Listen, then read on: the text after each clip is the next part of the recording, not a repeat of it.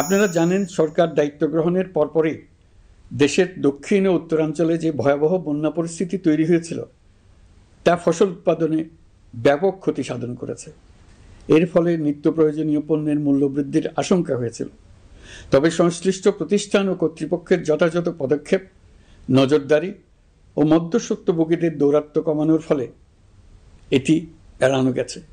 বিশেষ করে এবছরের পবিত্র মাহে রমজান মাস থেকে শুরু করে এখন পর্যন্ত বাজার পরিস্থিতি স্থিতিশীল রয়েছে। মূল্যস্ফীতির নিয়ন্ত্রণ ছিল আমাদের জন্য সবচেয়ে বড় চ্যালেঞ্জ। ভঙ্গুর অর্থনীতি ও বন্যার কারণে খাদ্য মূল্যস্ফীতি হয়েছিল প্রায় 14%। এখন সেটা অর্ধেকে নেমে এসছে। আমরা আশা করছি ডিসেম্বরের মধ্যে এটা 6% নেমে আসবে। এই জুন মাসে দেশের সার্বিক মূল্যস্ফীতি কমে 8.48% হয়েছে, যা বিগত 35 মাসের মধ্যে সর্বনিম্ন। এই নিয়ে 4 মাস ধরে সার্বিক মূল্যস্ফীতি ক্রমান্বয়ে কমেছে। বর্তমান অন্তর্বর্তীকালীন সরকারের প্রতি প্রবাসীদের অসীম আস্থার ফলে মুদ্রাবাজারেও স্থিতিশীলতা ফিরে এসছে। গত অর্থ বছরে ব্যাংকিং চ্যানেলে রেকর্ড $3033 কোটি প্রবাসী আয় দেশে এসছে। রপ্তানি আয়ে প্রায় 9% প্রবৃদ্ধি হয়েছে। এর ফলে টাকা শক্তিশালী হয়েছে। অনেক বছর পর ডলারের বিপরীতে টাকার মান বাড়ছে। গত 11 মাসে বৈদেশিক পাওনাদারদের পাওনা সুদ ও আসল বাবদ $4 বিলিয়ন অর্থাৎ $400 কোটি অর্থ পরিশোধ করা হয়েছে, যা এ যাবৎকালের সর্বোচ্চ। আগের বকেয়া আদায় পরিশোধের পরও বৈদেশিক মুদ্রার রিজার্ভ বাড়ছে।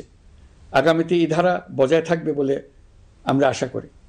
বিদেশি বিনিয়োগ বৃদ্ধিতে বিভিন্ন উদ্যোগ নেওয়ার ফলে এই বছরের প্রথম 3 মাসে বিদেশি বিনিয়োগ এসছে $10,500 কোটি। গত বছরের একই সময়ের তুলনায় এটা দ্বিগুণেরও বেশি। আর অক্টোবর থেকে হিসাব করলে 6 মাসে ফরেন ডাইরেক্ট ইনভেস্টমেন্ট এসছে $16,500 কোটি, যা গত সরকারের আমলের শেষ 6 মাসের তুলনায় দ্বিগুণ। কর্মসংস্থান সৃষ্টি অন্তর্বর্তীকালীন সরকারের অন্যতম বড় লক্ষ্য। সম্প্রতি হংকং ভিত্তিক শিল্পগোষ্ঠী হান্ডা বাংলাদেশের বস্ত্র ও তৈরি পোশাক খাতে $250 মিলিয়ন বিনিয়োগের প্রতিশ্রুতি নিয়ে এসছে, যা এই খাতে চীনা কোনো কোম্পানির একক সর্বোচ্চ বিনিয়োগ। তাদের এই বিনিয়োগের ফলে 25,000 লোকের কর্মসংস্থান হবে। আমরা দৃঢ়ভাবে বিশ্বাস করি হান্ডার এই বিনিয়োগ আরও চীনা কোম্পানিকে এই দেশে বিনিয়োগের জন্য উৎসাহিত করবে।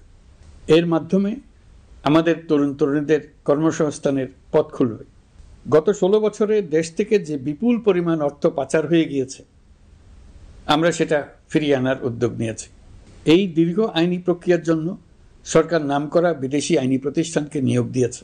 যথাযথ আইনি পদক্ষেপের ফলে বিশ্বের বিভিন্ন দেশে ফেসিবাদী দুর্বৃত্তরা যে অর্থ সম্পদের পাহাড় গড়েছে তার কিছু কিছু ইতিমধ্যে জব্দ হয়েছে।